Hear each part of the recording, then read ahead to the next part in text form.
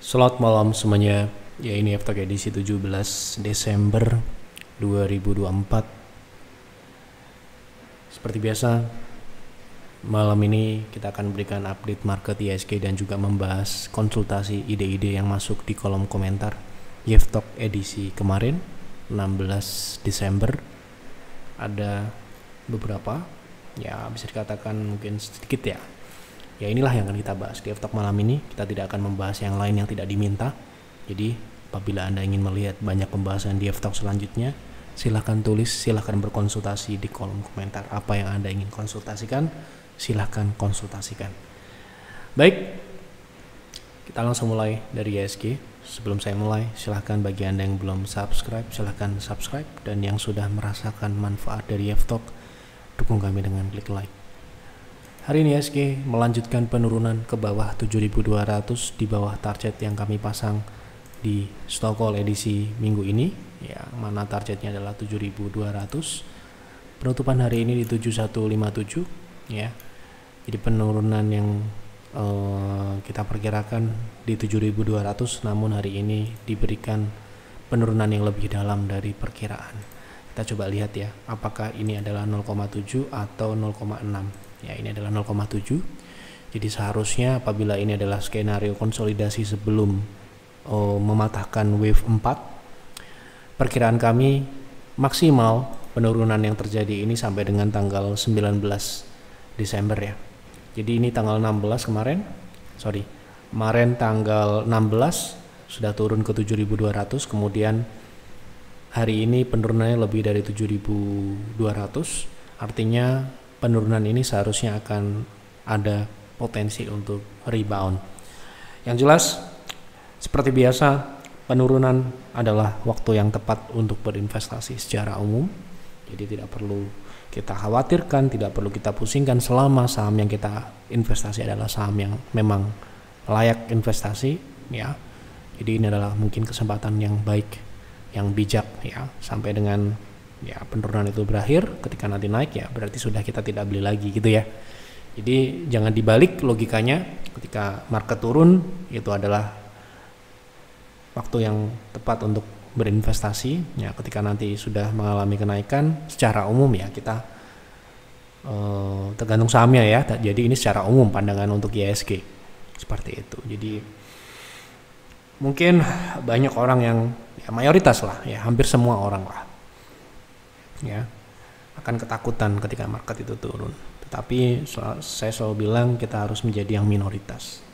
Ya, ketika orang lain banyakan adalah takut, berarti itu adalah indikasi ya waktunya ya gitu. Ya tentunya investasi itu adalah bukan hal yang instan, mungkin kita butuh kesabaran untuk mendapatkan hasilnya. Ya. Ini saya ulang-ulang berkali-kali ya, sama dengan apa yang kami sampaikan di tahun 2020, sama dengan apa yang kami sampaikan pada koreksi-koreksi sebelumnya bulan April, Mei kemarin ya, sama.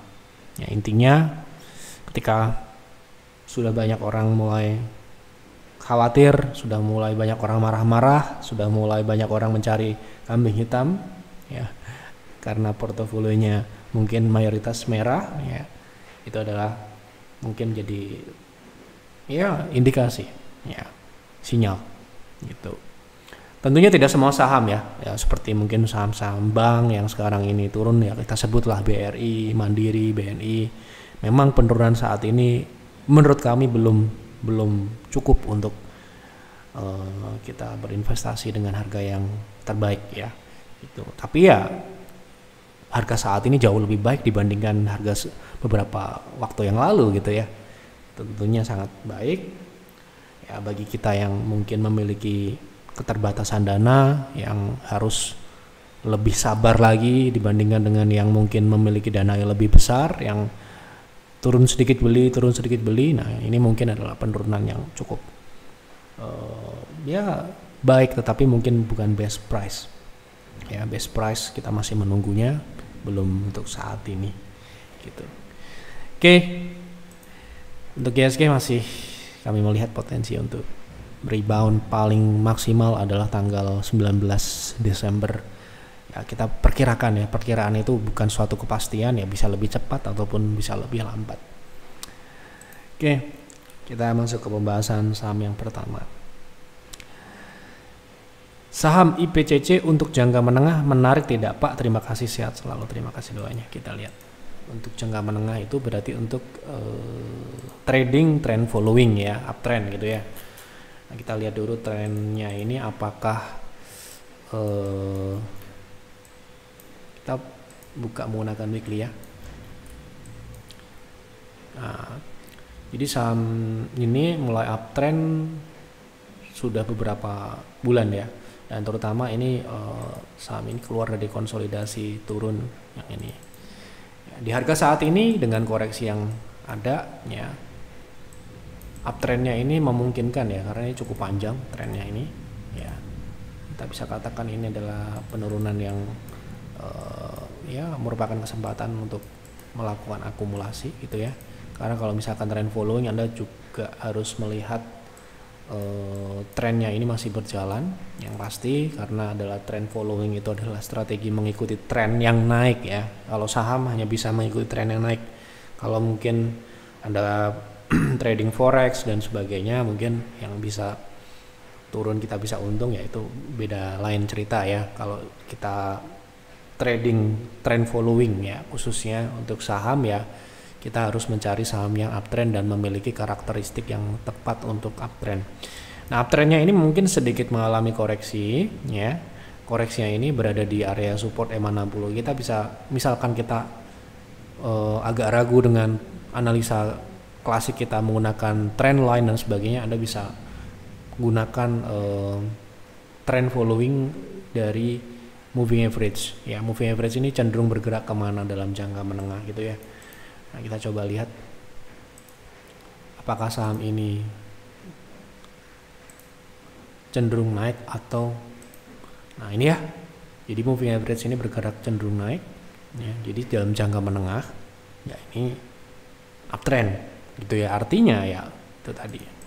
Nah, ini mumpung lagi turun ya, sekarang lagi turun di area support sebelumnya yaitu di 685. Ini beberapa kali, beberapa bulan ya ini diuji dan sebagai resist dan sempat berhasil breakout, dan saat ini adalah pengujian sebagai support baru ya.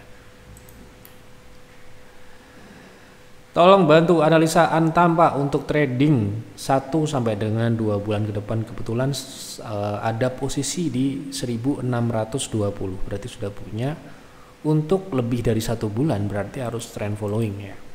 Apakah Antam ini uptrend dan apakah Antam ini cocok untuk trend following gitu ya, mari kita lihat bersama-sama. Kalau kita lihat dari sini ya dengan cara yang sama ya, kita lihat dari moving average ya, kita pergunakan dengan cara yang paling gampang untuk mengidentifikasi sebuah tren.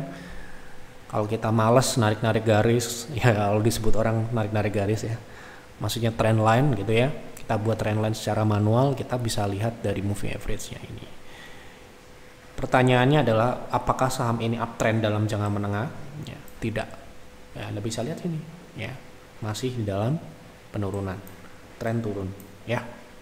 Tuh. Jadi moving average ini menggambarkan pergerakan harga. Ya. Apakah ini nanti akan reversal? Ya, kita tunggu saja. Saat ini belum layak. Ya.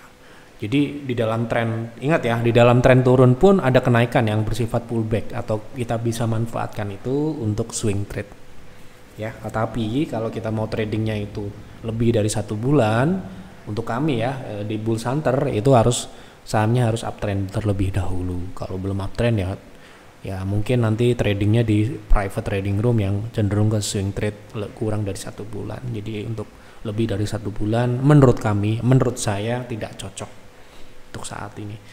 Dan juga perlu kita sampaikan dari karakteristik saham ini cenderung ke agresif. Gitu. Kalau punya di 1600 ini relatif tinggi ya, itu adalah relatif di resist swing ya, untuk swing. Jadi itu mungkin harga beli Anda itu adalah target jualan orang swing trade di saham ini. Begitu kira-kira ini menurut saya ya, jadi silakan Anda pakai atau tidak, silakan Anda simpulkan.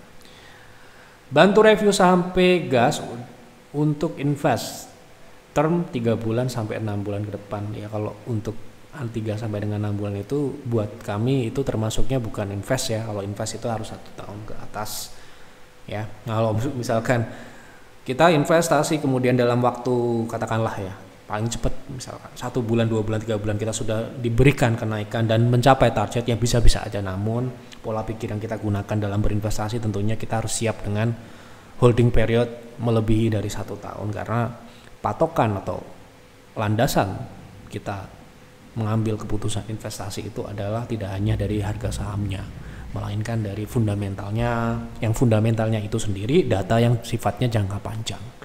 Jadi kalau ada yang bertanya kepada kami, mohon maaf, misalkan Pak Yev saya mau investasi seminggu gitu ya, mohon maaf itu kami tidak bisa menjawab gitu. Untuk 1 minggu ya kita trading gitu ya, bukan investasi.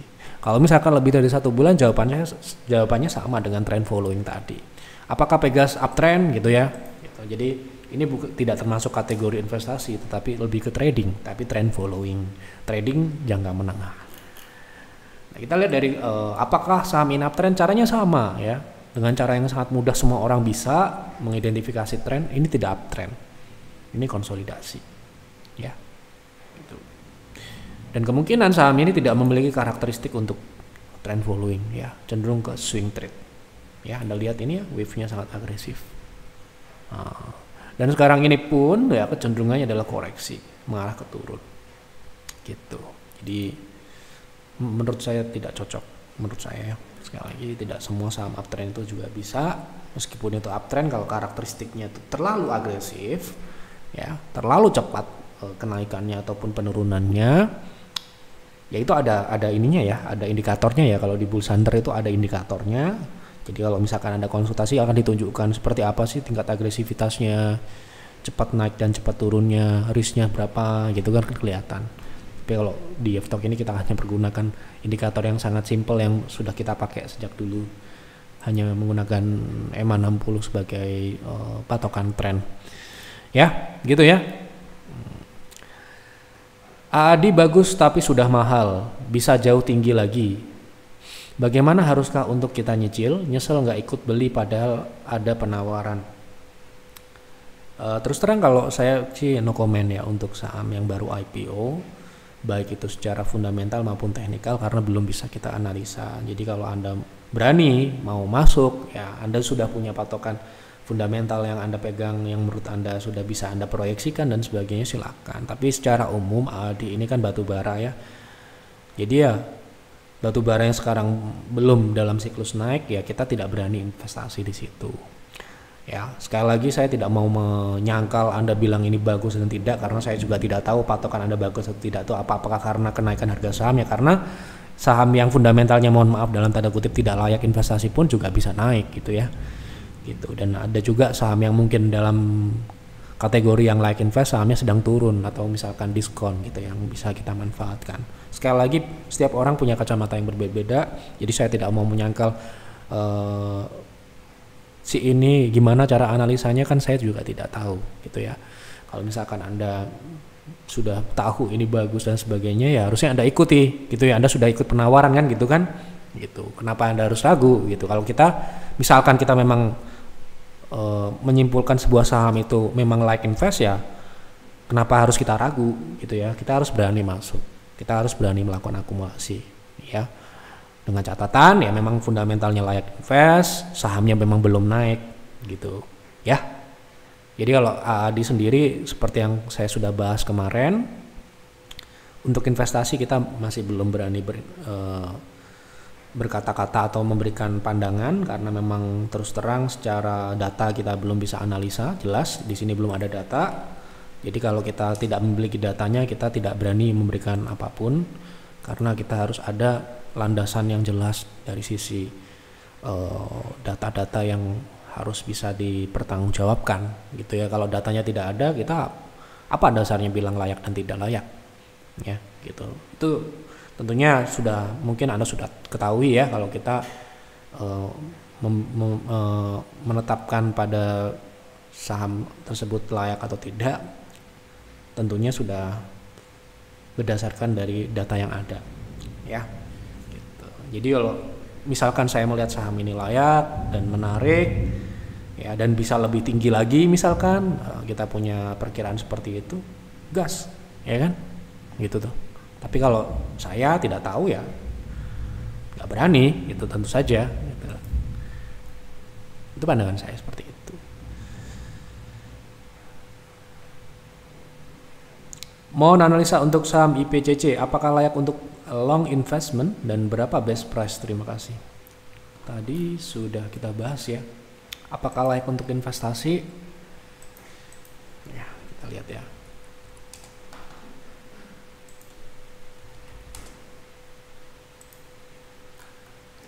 Oke, kita akan membahas dari sisi fundamental. Oke. Jadi secara pertumbuhan ya, saham ini pertumbuhannya ini sedang mengalami koreksi dari atas sampai bawah ya. Yang terlihat minus itu adalah operasional di tahun 2023. Dan koreksi ini berlanjut di tahun 2024, terlihat penurunan.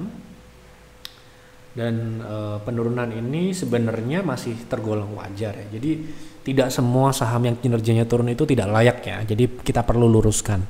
Jadi pada waktu tertentu, misalkan dia mengalami peak performance ya, ketika terjadi sebuah pertumbuhan, apalagi diikuti dengan pertumbuhan yang sifatnya tidak organik atau bisa dikatakan non operasional gitu ya, itu sangat besar kemungkinan akan terjadi koreksi. Namun koreksinya ini harus kita maklumi karena kinerja sebelumnya memang sudah sangat tinggi untuk bisa dikatakan sulit untuk dicapai kembali dalam jangka pendek atau katakanlah 1 tahun 2 tahun time frame jangka panjang ya gitu. Nah, terjadilah koreksi-koreksi, apalagi saham tersebut ada hubungannya dengan komoditis, yang mana kalau misalkan ya untuk saham ini dia memiliki hubungan dengan batu bara ataupun komoditas-komoditas yang lain yang tentunya ada siklusnya, itu pada waktu tertentu dia bisa mengalami peningkatan pertumbuhan yang sangat signifikan ya. Dan juga sebaliknya, ketika siklusnya tidak terjadi naik, ya dia bisa mengalami koreksi kinerja. Sehingga saya nilai ini masih dalam kategori yang penurunan wajar. Jadi ya secara pertumbuhan masih dipertahankan. Ya. Mungkin ada penurunan dari sisi operasional, laba operasionalnya akan turun, tetapi masih kita lihat dari secara profitabilitas. Ya, ini masih sangat jauh dari kata sangat layak gitu ya, masih sangat layak lah katakan seperti itu ya gitu. Kalau kita lihat dari laba operasionalnya aja 38% ya, ini wajar ya karena dia sebenarnya perusahaan jasa gitu ya. Namun kita lihat dari perbaikan yang ada itu ya, dari sisi profitabilitas itu mereka usahakan gitu ya, sehingga ya kita nilai meskipun terjadi penurunan pertumbuhan, tetapi profitabilitasnya tetap mengalami peningkatan, itu yang baik. Artinya pertumbuhan di atas tidak mengorbankan profitabilitas. Jadi menurut saya secara fundamental saham ini layak invest. Namun saya sarankan Anda, apabila Anda member peer maupun peers, Anda bisa berkonsultasi. Kalau saham ini saham syariah, misalkan Anda member peers, Anda bisa minta untuk diproyeksikan berapa kira-kira revenue dan pertumbuhan labanya di masa yang akan datang. Kemudian dari sisi teknikal jangka panjang, saham ini masih tergolong juga uptrend, ya, baik itu jangka menengah maupun jangka panjang tadi kita sudah bahas.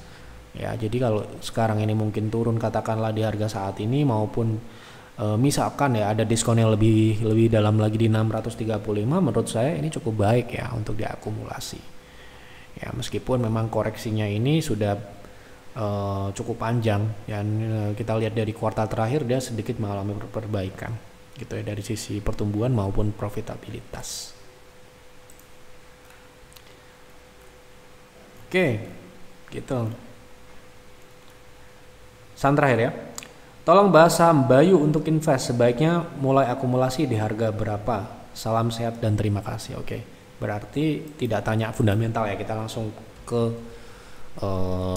teknikal jangka panjang. Ya, tapi saya perlu luruskan, investasi itu harus cek fundamental dulu ya, karena tidak ditanya saya nggak mau bahas kalau tidak ditanya ya.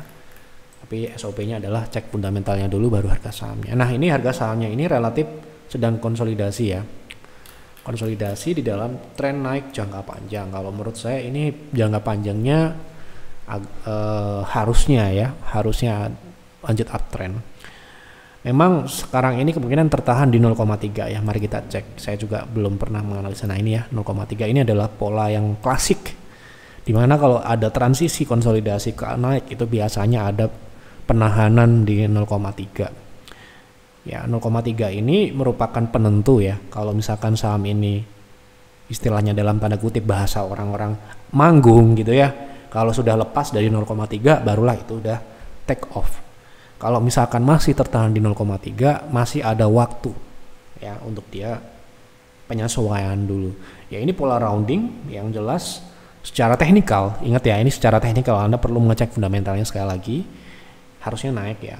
Kalau dia sudah berhasil lewati 1600 dia bisa naik ke 2000-an ya, bahkan bisa ke level ekstensi misalkan ke 4000 dengan catatan memang fundamental juga mengikuti. Nah, apakah harga saat ini cukup menarik ya? Menurut saya menarik ya, karena ini juga dekat dengan support ya di 1300 sampai dengan 1200-an ini cukup menarik. Gitu, kira-kira begitu. Sekali lagi dengan catatan fundamentalnya memang layak. Baik, terima kasih untuk Bapak Ibu yang sudah memberikan ide untuk pembahasan di F-Talk malam ini. Silakan isi kembali di kolom komentar jika Anda ingin berkonsultasi terkait investasi, terkait trading, berikan keterangan, berikan penjelasan, saya pengen beli, saya ingin trading saham ini, saya ingin invest saham ini gitu. Saya sudah invest saham ini, sekarang lagi turun, bagaimana enaknya? Nah, gitu konsultasi ya. Jadi berikan keterangan dan memang Anda butuh untuk berkonsultasi, silahkan sampaikan, terutama untuk Bapak Ibu yang mungkin non-member yang tidak memiliki fasilitas konsultasi dengan YF Advisor. Anda bisa bertanya secara gratis di F-Talk ini, saya langsung yang jawab. Kalau Anda konsultasi dengan peer dan peers, itu yang jawab ya advisor peer ataupun peers gitu ya, bukan saya gitu. Jadi kalau Anda mau berkonsultasi dengan saya malah gratis di F-Talk ini. Tapi ya itu tadi, perlu sampaikan dengan jelas keterangannya secara spesifik. Ya, itu saja yang dapat saya sampaikan di F-Talk malam ini sesuai dengan permintaan ya. Silahkan Anda analisa lagi, silahkan Anda buat trading plan, silahkan Anda buat investing plan dan jalankan itu dengan disiplin. Itu saja pesan untuk F-Talk malam ini. Selamat malam dan selamat beristirahat.